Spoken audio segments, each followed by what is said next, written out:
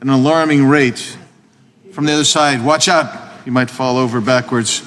We have a video to play. I think this will provide some visual summation. Please.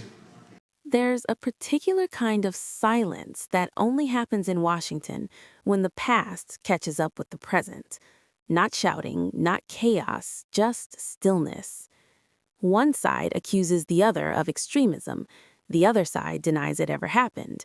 And then someone presses play. This moment matters because it cuts through the fog that usually protects political rhetoric. For years, voters were told certain slogans were exaggerated, taken out of context, or never truly meant. Then, during this hearing, Representative Andy Biggs introduced video clips of lawmakers saying the very words now being walked back. No raised voices, no dramatic confrontation, just recorded statements on a screen. And that's when the room went quiet. Thank you. And I just want to address Mr. Johnson, who said you brought the receipts. Well, Mr. Johnson, I've got some receipts for you. This committee met about 2 months ago, and the chairman, who can call any person in the world who walks this earth as a witness, called this guy, who tweeted just a couple weeks before the hearing, "Fuck cops." Your witness tweeted that. Not one of you disavowed that guy. Not one of you said that was inappropriate. I was stunned that you call yourself a pro-police party and you bring a witness before us that says, "Fuck cops." I don't believe in that, but I thought if you didn't believe in that, you would have taken the opportunity to say it. But no, not only did you not disavow it, you invited the guy here in Congress to be your witness. Imagine if we had ever done that. We didn't. You did.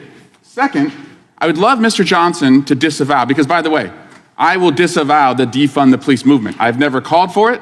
I believe, just as President Biden believes when he addressed Congress, that we should fund the police. But Mr. Johnson, will you disavow your colleague, Marjorie Taylor Greene, who tweets out and makes money off of a defund the FBI movement?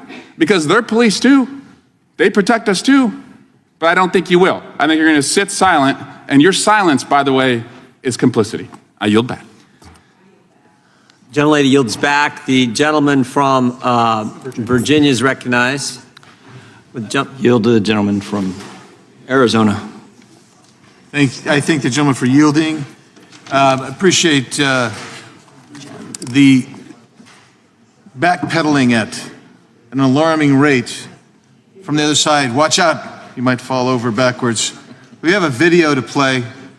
I think this will provide some visual summation. Please.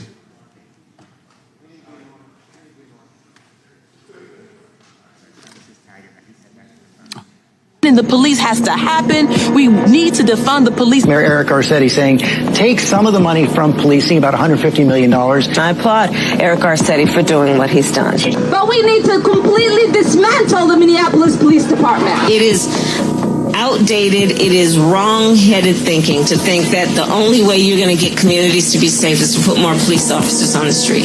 So yes, defund your butts. Defund you. Yes, I support the reallocation of resources from NYPD. We will be moving funding from the NYPD. Yes, I support the defund movement. I'm for responsible reallocation of resources. And defund the police. I think you do all those other things, you don't need all the money that's going to the police department. So yeah, I mean, the spirit of it, I do support that. Yeah, and a lot of us were asked if we could imagine a future without police back in 2017 when we were running for office. And I answered yes to that question. We are going to reduce funding in the police department and redirect that money. We propose to redirect over $7 million from the police bureau. The police department here in Minneapolis needs to be dismantled, and we need to start anew. In some necessary cases, completely dismantling those police forces. Police departments are taking a sizable amount of the budget of a lot of municipalities and other entities. We need to look at those budgets,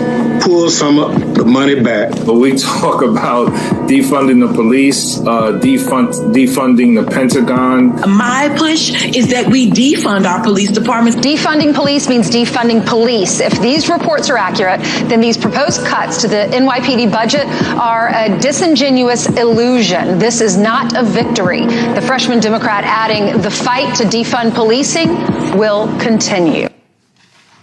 Mr. Chairman, I also have several articles that I would like to submit for the record. Instead of reading all the titles, I'll just provide those to you, if that's okay. Without objection. And I'll yield back to the gentleman from Virginia, Mr. Klein. Would the gentleman yield? Yield to the chair. Yeah, I would just say in response to the gentleman from California, of course we disavow that tweet. That is obvious. And if we'd have known that individual had that tweet out there, I doubt if he'd have been invited as a witness. With that, I yield back to the gentleman from Virginia. Gentleman. This moment wasn't dramatic. It was procedural. A member pressed play, and the past spoke for itself. In a system built on public record, accountability doesn't require outrage.